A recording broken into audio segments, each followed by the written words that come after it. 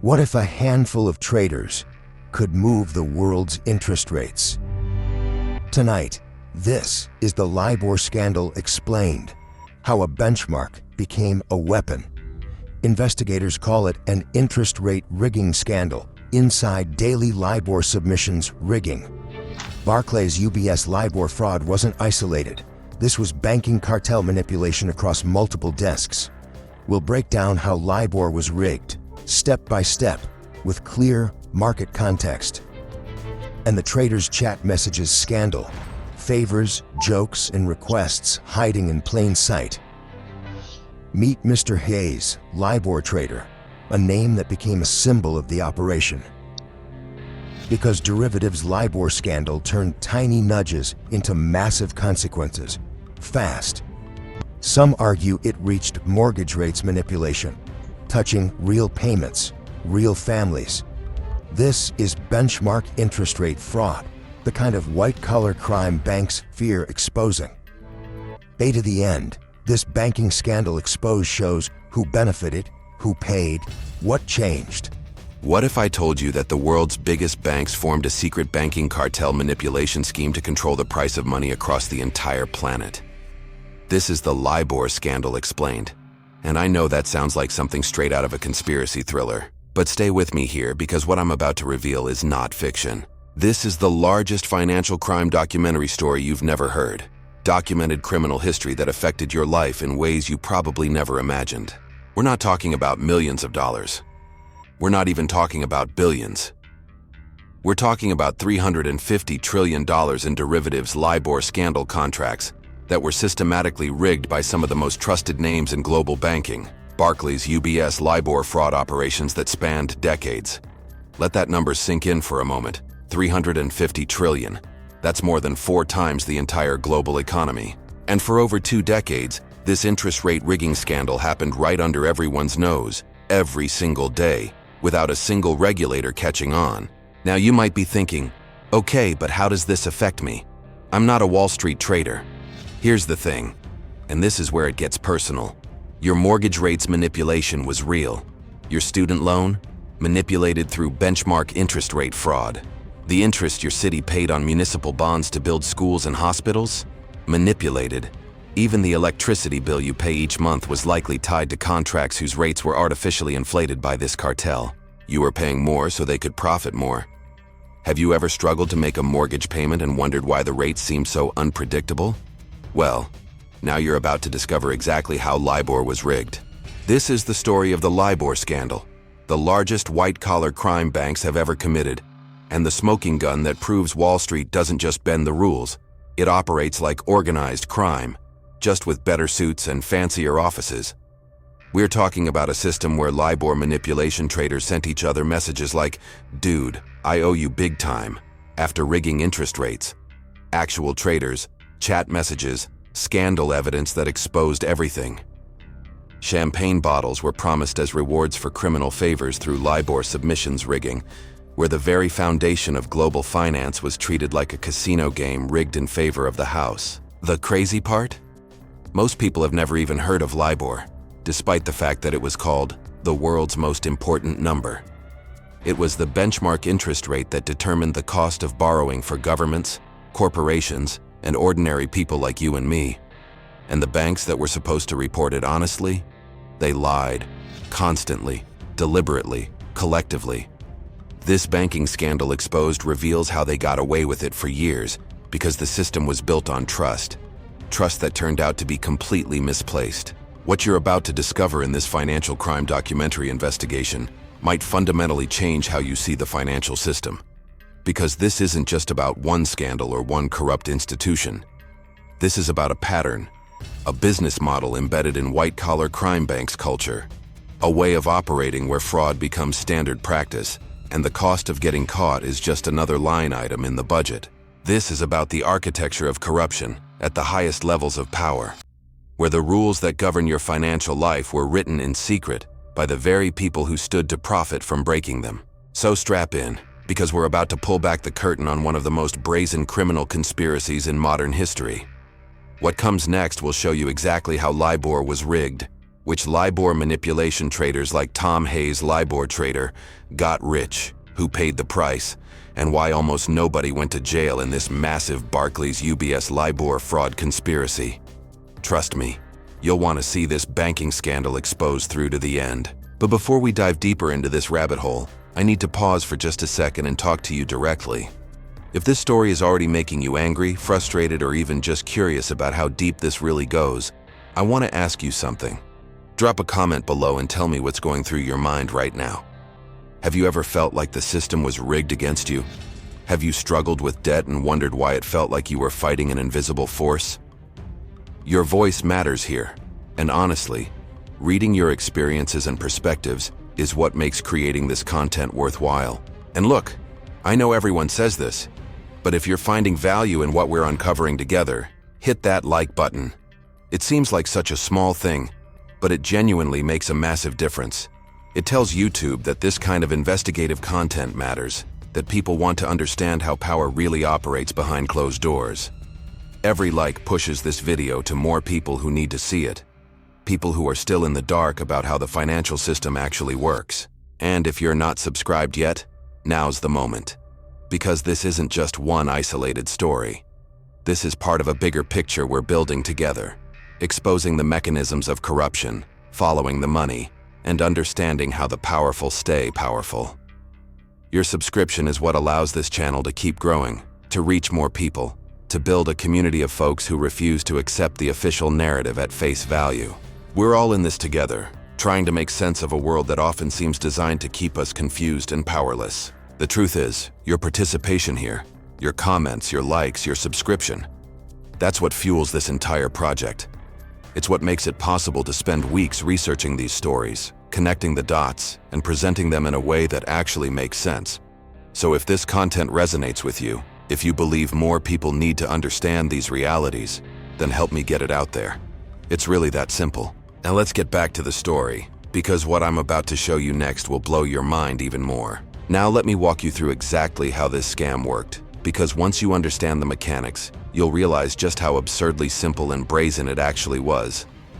Imagine for a second that there's a thermometer, a massive global thermometer, that controls the price of money everywhere in the world. Every loan, every mortgage, every credit card, every financial derivative worth trillions of dollars. All of it connected to this one measurement. That's essentially what the LIBOR was. The London Interbank Offered Rate. It was supposed to be the most reliable, the most trustworthy number in global finance. And here's the thing. This wasn't some complex algorithm run by supercomputers and monitored by dozens of regulatory agencies. No, it was way simpler than that. And that's what makes this whole thing so infuriating. Every single day, the biggest banks in the world, we're talking about institutions like Barclays, JP Morgan, Deutsche Bank, Citigroup, they would submit a number, just a number. They'd report the interest rate at which they could borrow money from other banks. That's it. No verification process, no independent audits, no one checking the math or cross-referencing the claims with actual transactions. The entire system was built on what they called the honor system. Let that sink in for a moment. The foundation of global finance, affecting literally trillions of dollars in financial products, was based on trusting that these massive profit-driven corporations would tell the truth every single day without anyone looking over their shoulder. It's like asking the fox to report how many chickens are in the henhouse, then walking away and just believing whatever number she gives you. You wouldn't do that with your neighbor borrowing your lawnmower, but somehow the entire financial world decided this was a perfectly reasonable way to run the global economy. The transformation from a theoretical system of trust to a practical reality should have included safeguards, oversight, layers of verification. But it didn't. Because the people designing the system were the same people who would benefit from its weaknesses. The bastidors of this operation reveal something darker than incompetence. They reveal intentional design flaws that allowed for massive manipulation. And here's where the real revelation hits. They lied. For more than 20 years, these banks submitted false numbers. Every single day.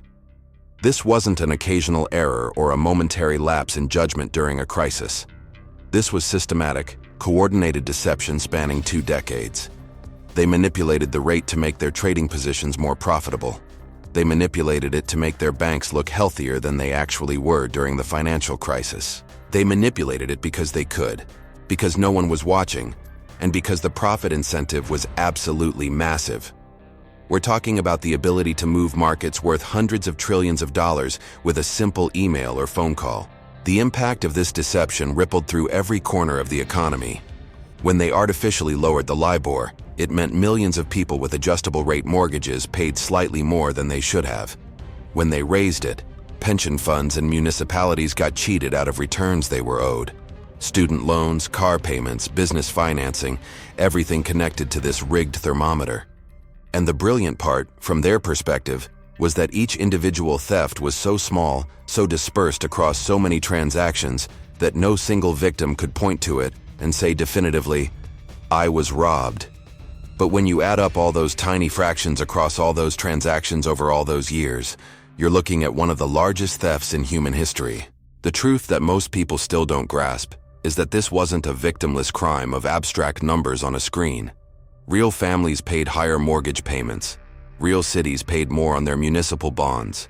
Real pension funds earned less, meaning real retirees had less money to live on. The giornata from a manipulated interest rate to your grandmother having to choose between medication and groceries is direct and traceable, but it's hidden under layers of financial complexity that make most people's eyes glaze over. That's intentional. The more complicated they make it sound, the less likely you are to get angry about it. And what's truly staggering is that even after the scandal broke, even after billions in fines were paid, the fundamental transformation needed to prevent this from happening again never really occurred. The system got tweaked, sure. They added some oversight, changed some procedures. But the core dynamic, massive banks with massive incentives to cheat, operating in markets where the average person can't possibly monitor what's happening, that didn't change. The same mentality, the same culture of maximize profit at any cost, is still driving decisions at the highest levels of global finance. Now I want to go even deeper into this, because understanding who knew what and when they knew, it reveals just how rotten the system truly was. The emails and messages that eventually came out during investigations showed traders joking about the manipulation, thanking each other for rigging the rates, celebrating the profits they made from lying. These weren't accidental errors. This was conscious, deliberate fraud carried out by people who knew exactly what they were doing and felt completely confident they'd never face real consequences. And for the most part, they were right. If any of this is making your blood boil, if you're sitting there thinking about your own financial struggles and wondering how much of it connects back to this kind of systematic corruption, drop a comment below and just write, "The system is rigged." Because acknowledging that reality, speaking it out loud, is the first step toward demanding something better. The deeper you dig into the actual evidence, the more surreal it becomes. Because these weren't shadowy criminals operating in the dark corners of the financial world. These were well-dressed professionals in glass towers, sending messages that read like dialogue from a crime movie, except it was all real. One trader at UBS literally wrote, "It's just amazing how LIBOR fixing can make you that much money." Just sitting there, typing that out, acknowledging the manipulation in black and white, apparently not worried at all that anyone would ever read it.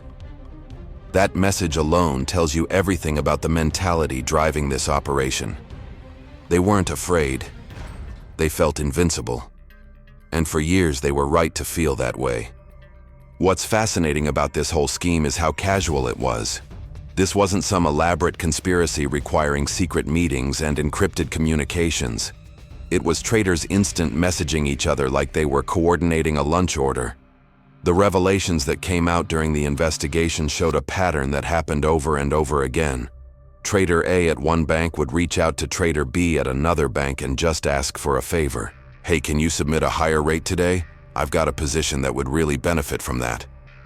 And Trader B would just do it. Sometimes the payment was literally a bottle of champagne. Bollinger, to be specific.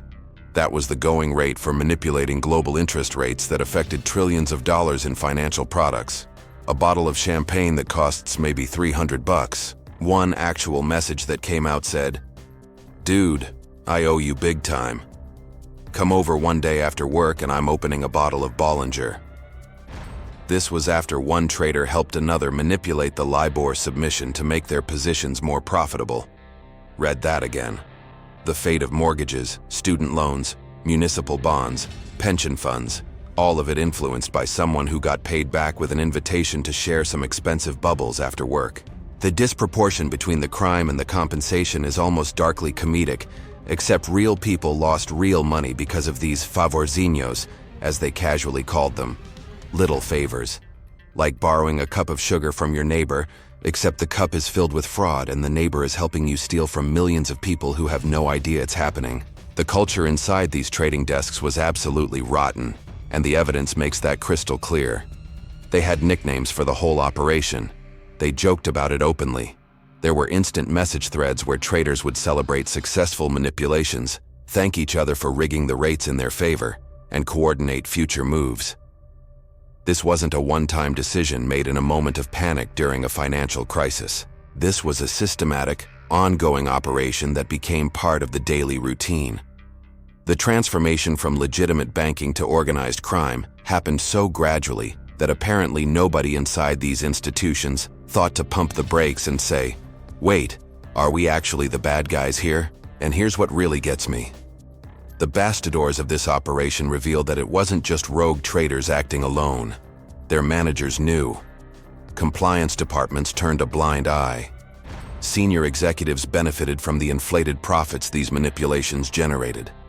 There were layers of people who either participated directly or saw what was happening and made the conscious decision to stay quiet. The jornada from a single trader bending the rules to an entire institutional culture of fraud involved hundreds of people making thousands of individual decisions to prioritize profit over integrity, and apparently not a single person with the power to stop it thought it was worth the career risk. What makes this feel even more like organized crime is the way they operated across borders and institutions. This wasn't one bank acting alone. It was multiple banks, multiple traders, all coordinating with each other to move the rates in whatever direction benefited their collective positions. When Barclays needed the rate higher, they'd reach out to contacts at Deutsche Bank or JP Morgan. When UBS needed it lower, their traders would call in favors from Citigroup or Royal Bank of Scotland. It was a network, a cartel in the truest sense of the word. They weren't competing. They were collaborating to rig the game. The only difference between this and traditional organized crime is that these guys wore Armani instead of leather jackets and worked in air-conditioned offices instead of back alleys. The impact of understanding this human element, these actual messages and actual conversations, is that it destroys any defense based on complexity or technicality. You can't claim this was a misunderstanding about regulatory gray areas when you've got traders literally writing "thanks for the help with the fix" and celebrating with champagne. The truth is laid bare in their own words. They knew it was wrong. They knew it was illegal. They just didn't care because the rewards were massive and the chances of getting caught seemed minimal. And even when they did eventually get caught, most of them walked away with their fortunes intact, maybe a slap on the wrist, while the institutions paid fines that sound huge in headlines but represent a tiny fraction of the profits generated by years of fraud. Now I want to show you what happened when this whole house of cards finally started to collapse, because the decisions made by regulators and governments in response to this scandal reveal just as much about the system as the crime itself. The question isn't just how did they get away with it for so long. It's what happened when they finally got caught, and whether anything actually changed. Write in the comments. Justice delayed is justice denied, if you're seeing how deep this really goes. The thing that gets lost in all the financial jargon and the massive numbers is that real people paid for this. Not abstract entities or theoretical losses on spreadsheets, but actual human beings who had no idea they were being robbed. When you manipulate LIBOR, you're not just moving numbers around in some victimless digital game. You're reaching into the pockets of teachers, nurses, retirees, small business owners, and pulling money out without them ever knowing it happened. That's the hidden truth nobody talks about enough. Every fraction of a percentage point that got artificially inflated or suppressed represented real dollars coming out of real communities. American municipalities are probably the clearest example of this impact. Cities and towns across the country borrowed billions of dollars to build schools, repair roads, fund hospitals, all the essential infrastructure that keeps communities functioning. Those municipal bonds were tied to LIBOR. When the rate was manipulated higher, those cities paid more in interest than they should have. We're talking about millions of extra dollars per city, money that could have gone to hiring teachers, buying equipment for fire departments, maintaining public parks. Instead, it went straight into the pockets of traders who were rigging the system. Baltimore alone estimated they lost millions. The city of Philadelphia traced losses directly to LIBOR manipulation, and those are just the ones who bothered to calculate and sue. How many smaller towns never even realized they'd been victimized? But it goes deeper than municipal debt. Think about pension funds, the retirement accounts that millions of workers depend on for their golden years. These funds invested heavily in products linked to LIBOR because they were supposed to be safe, stable investments. When the rate manipulation happened, those funds lost billions in value. That's not some abstract financial concept. That's a teacher who worked for 30 years expecting a certain retirement income and got less. That's a factory worker who contributed to their pension every paycheck, trusting that the financial system was operating fairly, only to discover that their retirement security had been quietly stolen by traders celebrating with champagne. The transformation from a secure retirement to an uncertain one happened invisibly, orchestrated by people who never once considered the human consequences of their decisions. The cruelest irony is the timing. During the financial crisis of 2008, when ordinary people were losing their homes, their jobs, their life savings, banks were using LIBOR manipulation to make the situation even worse. They were lowering the reported rates to make themselves look more stable than they actually were, which meant people with mortgages and loans tied to LIBOR weren't getting the lower rates they should have received during that period. At the exact moment when families were struggling to make mortgage payments, the banks were essentially overcharging them. While executives were testifying before Congress about how they were doing everything possible to help struggling homeowners, their traders were literally rigging the rates to extract more money from those same homeowners. The gap between the public message and the private reality couldn't have been wider. Small businesses got hammered too. If you took out a business loan in those years, there's a good chance the interest rate was tied to LIBOR. That restaurant owner trying to expand, that contractor buying new equipment, that family starting a local shop, they were all paying artificially inflated interest rates. Some businesses that might have survived with fair rates went under because the margins were just too tight when they were being overcharged on their debt. The revelations from the investigations showed that this wasn't collateral damage. It was a direct line from manipulation to real-world harm. Every basis point moved in the wrong direction meant real money out of real pockets, funding the bonuses of people who saw the entire thing as a game. The scale of the total damage is almost impossible to comprehend. Estimates vary wildly, but serious analysts put the global losses somewhere between $176 billion and $1 trillion. That range alone tells you how massive and complex this fraud was. Even at the low end, we're talking about more money than most countries' entire GDP. At the high end, it's an amount that could fund transformative global initiatives, cure diseases, rebuild infrastructure across entire continents. Instead, it was quietly siphoned off through systematic fraud that most people have never even heard about. The giornata from discovery to actual understanding of the scope took years, and honestly, we're probably still underestimating the full impact because so many of the affected transactions were never properly audited.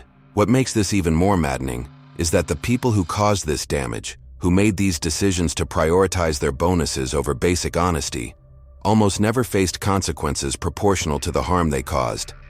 A few traders got fired, a handful faced criminal charges in some jurisdictions, but the vast majority walked away with their fortunes intact. The banks paid fines, sure, but those fines came from shareholder money, not from the personal accounts of the people who actually committed the fraud. So in a weird way, the victims got victimized twice. First when they were overcharged through manipulation, and then again when they owned shares in the banks that had to pay the penalties. The mentalidad that allowed this to happen in the first place never really got challenged at its core. Now I want to show you exactly how the system responded when this all came to light, because the bastidors of the regulatory response and the legal battles that followed reveal just how difficult it is to hold these institutions truly accountable. Drop a comment. The system protects itself if you're seeing the pattern here. When the dust started to settle and regulators finally began announcing penalties, the headlines made it sound like justice was being served. $9 billion in fines across multiple banks. That's a number so large it almost doesn't compute for normal people. You see billion and you think, okay, they got hammered, they paid the price. Maybe the system works after all. But here's the truth that doesn't fit in a headline. For these institutions, $9 billion was basically a rounding error. These are banks that generate hundreds of billions in revenue annually, that sit on trillions in assets. When you look at the actual impact on their operations, on their ability to continue doing business, on their stock prices over the long term, the fines were essentially a cost of doing business. They literally budgeted for this kind of thing. There are line items in their financial planning for regulatory penalties and settlements. It's just part of the game. Think about what $9 billion means in context. Barclays paid about $450 million. UBS paid around $1.5 billion. Deutsche Bank, RBS, JP Morgan, Citigroup, all paid their shares. Sounds significant until you realize that some of these banks were making that much in profit in a single quarter. The transformation from massive penalty to acceptable business expense happens the moment you understand the scale these institutions operate at. For a bank making $20 billion in annual profit, a $1 billion fine means they had a slightly less profitable year. Nobody lost their job over reduced bonuses. No division got shut down. The machine kept running exactly as before, just with slightly smaller numbers in one column of the spreadsheet. Now let's talk about the human cost of this so-called justice. If you walk into a convenience store and steal $500, you're looking at real prison time. You'll get arrested, prosecuted, probably serve months or years depending on your record and the state you're in. That's how the system works for ordinary people making bad decisions under pressure. But if you're an executive who participated in or oversaw a scheme that stole billions, that systematically defrauded entire economies, the rules somehow change completely. The mentalidad shifts from "this is a crime" to "this is a complex regulatory matter." The jornada from crime to punishment somehow gets rerouted through civil settlements and deferred prosecution agreements instead of criminal courts. Tom Hayes became the face of LIBOR punishment, and his story reveals everything wrong with how this played out. Hayes was a trader at UBS and Citigroup, undeniably involved in manipulation, absolutely guilty of participating in the scheme. British authorities prosecuted him aggressively and he initially received 14 years in prison. 14 years. For context, that's longer than many people serve for violent crimes. And look, I'm not saying Hayes was innocent. He clearly broke the law. But here's what makes this situation so revealing. Hayes was a mid-level trader following a culture that existed above him and around him. His managers knew what was happening. Senior executives benefited from the manipulated rates. The compliance departments that were supposed to prevent this kind of thing were either asleep or complicit. Yet Hayes went to prison while his bosses walked away. Some faced civil penalties, some lost their jobs with golden parachutes, but none of them saw the inside of a cell. The decision about who becomes the villain in these stories almost always falls on whoever has the least power to fight back. The contrast gets even starker when you zoom out. In the United States, not a single CEO from any of the major banks involved in LIBOR manipulation faced criminal prosecution. Not one. Think about that for a second. The largest financial fraud in history, affecting trillions of dollars in transactions, harming millions of people and institutions, and not one person at the top of these organizations was held criminally accountable. The Department of Justice settled with banks, extracted some guilty pleas from subsidiaries, collected fines, and called it mission accomplished. Meanwhile, the people who set the tone, who created the culture where this manipulation was possible, who benefited most directly from the fraud, continued their careers largely uninterrupted. Some retired with massive pensions, some moved to other financial institutions. A few faced reputational damage, but nothing approaching actual justice. This is where the phrase, "too big to jail," comes from. And it's not just a clever criticism, it's literally how the system operates. Prosecutors and regulators faced a terrible set of decisions when they finally had to act. If they pursued criminal charges against top executives at systemically important banks, those prosecutions could take years, might fail, and in the worst case could destabilize the entire financial system. Nobody wanted to be responsible for triggering another financial crisis while trying to punish people for the last one. So they took what they saw as the pragmatic path: extract maximum fines, force some reforms, make examples of a few individuals lower down the chain, and preserve stability. From a certain perspective, you can understand the logic. From another perspective, it's exactly how you guarantee this kind of thing happens again, because the people capable of authorizing massive fraud learn they're personally insulated from consequences. The revelations from internal communications during investigations showed just how casual the whole thing was at the top. There weren't smoking gun emails from CEOs saying commit fraud. Instead, there was a pervasive culture where hitting profit targets mattered more than following rules, where regulatory compliance was viewed as an obstacle rather than a baseline requirement, where the attitude was essentially, push boundaries until someone stops us, and even then, we'll just pay the fine. That mentality doesn't get changed by penalties that represent a tiny fraction of profits. It gets changed by personal accountability, by individuals facing real consequences that make the risk unacceptable.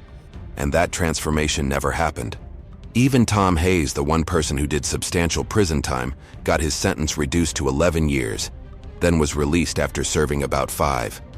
So even the harshest punishment handed out for the largest financial fraud in history amounted to a few years behind bars for a mid-level trader, while the system that enabled, encouraged, and profited from the crime remained essentially untouched. A handful of other traders in the UK and EU faced charges and jail time, but the numbers were tiny compared to how many people participated in and knew about the manipulation. The impact of these prosecutions on the broader industry was basically negligible, because everyone could see that if you were senior enough, connected enough, or your institution was important enough, you'd probably walk away fine. Now I want to go even deeper into what this reveals about how modern finance actually operates. Because the LIBOR scandal isn't an isolated incident, it's a window into something much bigger about the relationship between financial institutions, regulators, and power. Write in the comments, "Justice has a price tag," if you're connecting these dots with me. The story of LIBOR manipulation has an official ending that came in 2021 when the rate was formally retired and replaced with alternative benchmarks. Regulators and financial institutions spent years developing new reference rates, implementing sophisticated systems, and transitioning trillions of dollars worth of contracts to these new standards. The official narrative frames this as a successful transformation, a necessary evolution of global finance that fixed a broken system. But here's the question nobody wants to ask too loudly. Was LIBOR retired because it was outdated and needed modernization? Or was it retired because its credibility had been so thoroughly destroyed by criminal manipulation that continuing to use it was simply impossible? The truth is probably both, but the second reason is the one that doesn't get emphasized in press releases and regulatory reports. When you step back and look at the actual reforms that happened, they're mostly technical. The new rates are based on actual transactions rather than estimates, which theoretically makes them harder to manipulate. Oversight got tighter, surveillance improved, compliance departments expanded. These are real changes and they matter. But here's what didn't change: the fundamental structure of how major financial institutions operate, the culture that prioritized profit over integrity, the mentality that views rules as obstacles rather than guardrails, and most importantly, the reality that certain institutions and individuals remain effectively above the law.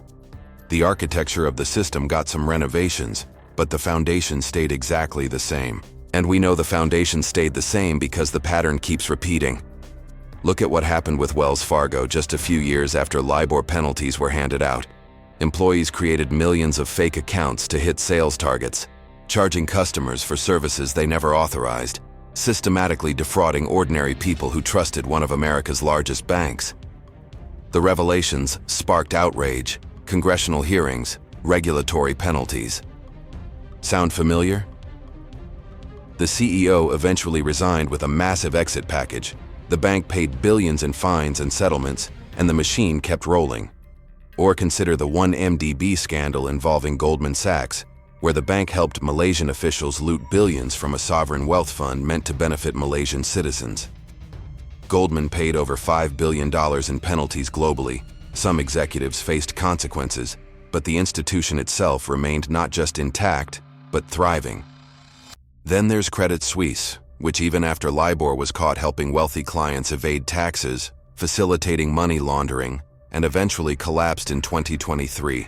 Not because regulators shut it down for criminal behavior, but because its risk management finally caught up with decades of questionable decisions.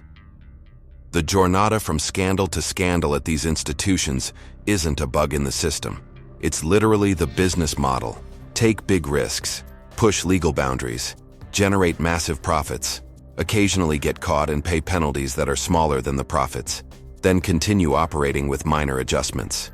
The impacto of any single scandal is absorbed and normalized before the next one emerges. What LIBOR proved beyond any doubt is that organized crime in the 21st century doesn't require guns, violence, or even particularly sophisticated technology. It requires access to critical infrastructure, information asymmetry, and most importantly, systemic impunity. The traders and bankers who manipulated LIBOR weren't masterminds in the traditional sense. They were regular people working in an environment where this kind of manipulation was normalized, where supervisors implicitly or explicitly encouraged it, where compliance departments looked the other way, and where everyone understood that even if they got caught, the consequences would be manageable. That's the real revelation here, that criminal behavior at this scale doesn't require evil geniuses. It just requires ordinary people operating in corrupt systems with broken accountability. The architecture of this corruption is what makes it so durable.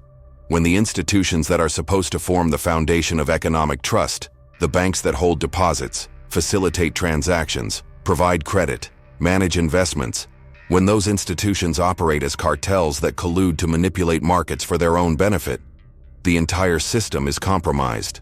And I don't mean compromised in some abstract theoretical sense. I mean the decisions you make about mortgages, student loans, business financing, retirement savings. All of those are happening within a system where the institutions on the other side of the transaction have demonstrated repeatedly that they will cheat when they can get away with it. That's not speculation, that's documented historical fact. The story of LIBOR manipulation has an official ending that came in 2021 when the rate was formally retired and replaced with alternative benchmarks. Regulators and financial institutions spent years developing new reference rates, implementing sophisticated systems, and transitioning trillions of dollars worth of contracts to these new standards. The official narrative frames this as a successful transformation, a necessary evolution of global finance that fixed a broken system. But here's the question nobody wants to ask too loudly. Was LIBOR retired because it was outdated and needed modernization? Or was it retired because its credibility had been so thoroughly destroyed by criminal manipulation that continuing to use it was simply impossible? The truth is probably both, but the second reason is the one that doesn't get emphasized in press releases and regulatory reports. So what do we do with this information? Because it's easy to feel overwhelmed or cynical when you realize how deep this goes. But here's why understanding this matters. Awareness is the foundation of change. Every major reform in financial regulation happened because scandals became public, because people got angry, because the political cost of doing nothing became higher than the cost of actually acting. The decision to finally retire LIBOR and implement better systems only happened because the manipulation became impossible to ignore. The changes that did occur, limited as they were, only happened because enough people understood what had happened and demanded accountability. This isn't conspiracy theory territory where we're speculating about secret cabals running the world. This is documented, adjudicated, settled criminal history. Banks admitted guilt. Traders went to prison. Regulators published 1,000-page reports with all the evidence. The conspiracy, if you want to call it that, was right out in the open the whole time, just disguised as normal business operations. And that's actually the most important lesson. The biggest threats to economic fairness and stability don't come from shadowy organizations operating in secret. They come from powerful institutions operating in plain sight, under the assumption that they're too important to truly be held accountable. Now I want to examine what this tells us about the relationship between power, accountability, and the possibility of real reform. Because understanding the mechanics of how LIBOR happened is only valuable if we can apply those lessons to recognizing and preventing the next iteration of this same pattern. Drop a comment if you're seeing these patterns everywhere now. The system protects itself. The relationship between power and accountability in modern finance reveals something uncomfortable but essential. The institutions we're told to trust operate under different rules than the rest of us. They can commit documented crimes, pay what amounts to a cost of doing business, and continue operating as if nothing fundamental needs to change. LIBOR wasn't an anomaly. It was a window into how the system actually works when you look behind the polished presentations and corporate messaging. And the reason this matters, the reason understanding this history is so important, is because these patterns don't just affect abstract market rates or institutional investors. They shape the actual cost of borrowing money for your home, starting a business, paying for education, planning retirement. When the foundation is corrupt, everything built on top of it is unstable. But here's where this gets interesting, and maybe even hopeful in a realistic way. Every time one of these scandals breaks open, every time the documentation becomes public and undeniable, it creates an opportunity for real transformation. Not because the institutions suddenly develop ethics, but because public pressure and political consequences force changes that wouldn't happen otherwise.